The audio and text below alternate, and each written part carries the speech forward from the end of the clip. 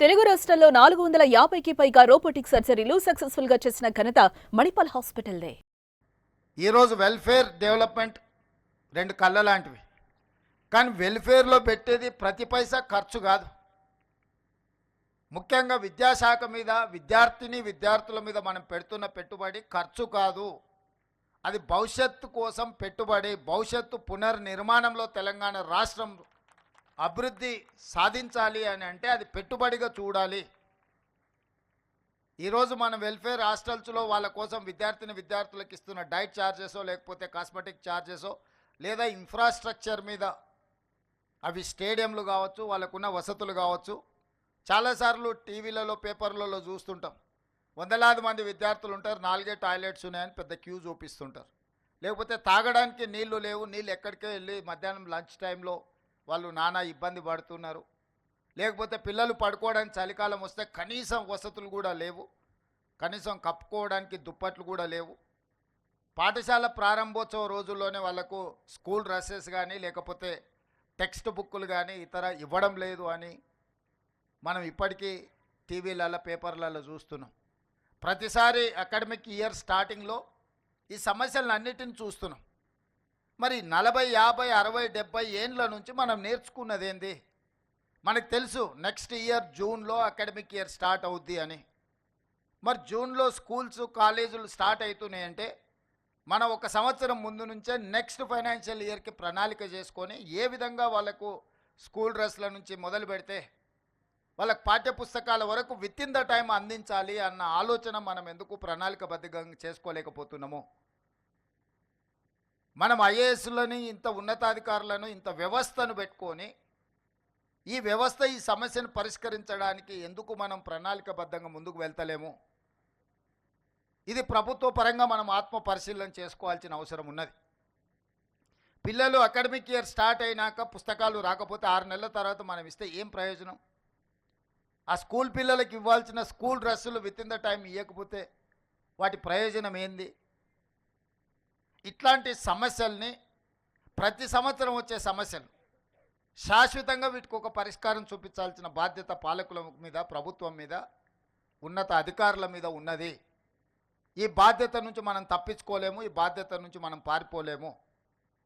ఈ బాధ్యతను సామాజిక బాధ్యతగా మనం తీసుకోవాల్సిన అవసరం ఉన్నది. అదేవిధంగా నిన్న మనం చాలా హాస్టల్స్ వీటిలో ఫుడ్ పాయిజన్ అయినట్టు పిల్లల్ని హాస్పిటల్కు తీసుకెళ్ళి ఈ మధ్యకాలంలోనే ఒక అమ్మాయి చనిపోవడం అనేది ఆ తల్లిదండ్రులకు ఎంత బాధ ఉంటుంది.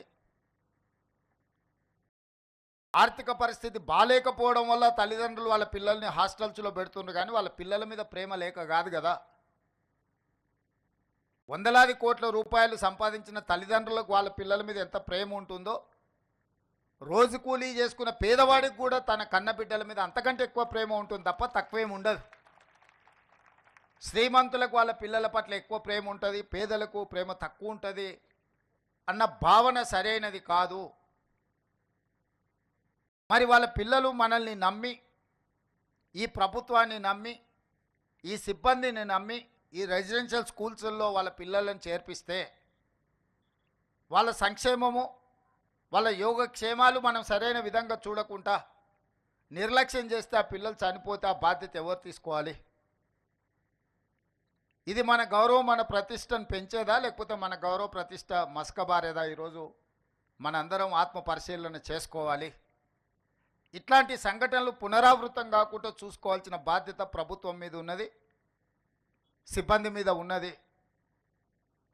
కొన్నిసార్లు మనం ఏదైనా డైట్ విషయంలో లేకపోతే మౌలిక వసతుల విషయం మాట్లాడితే మాకు 6 నెలలు 8 నెలలు బిల్లులు రావడం లేదు, కిరాణా కొట్టుల్లో మేము అప్పు తెచ్చి నడిపిస్తున్నాం, 8 నెలలు మేము మా అప్పులకు మిత్తిలు కట్టాలంటే మేము ఎక్కడో ఒక దగ్గర నాణ్యత తగ్గించాల్సిందే అన్నట్టుగా చర్చలు వస్తున్నాయి.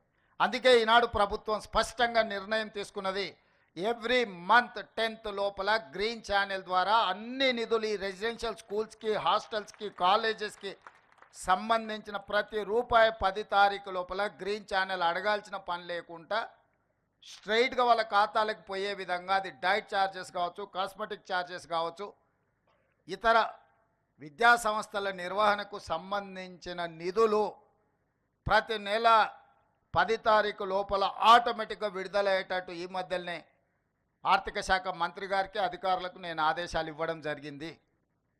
ప్రతి నెల నేనే స్వయంగా పర్యవేక్షించి మీకు చేరడానికి అవసరమైన అన్ని నిర్ణయాలు తీసుకోవాలని ఈరోజు ప్రభుత్వం నిర్ణయించింది. సుమన్ టీవీలో మీ పర్సనల్ అండ్ బిజినెస్ ప్రమోషన్స్ కోసం కింది నెంబర్కి కాంటాక్ట్ చేయండి.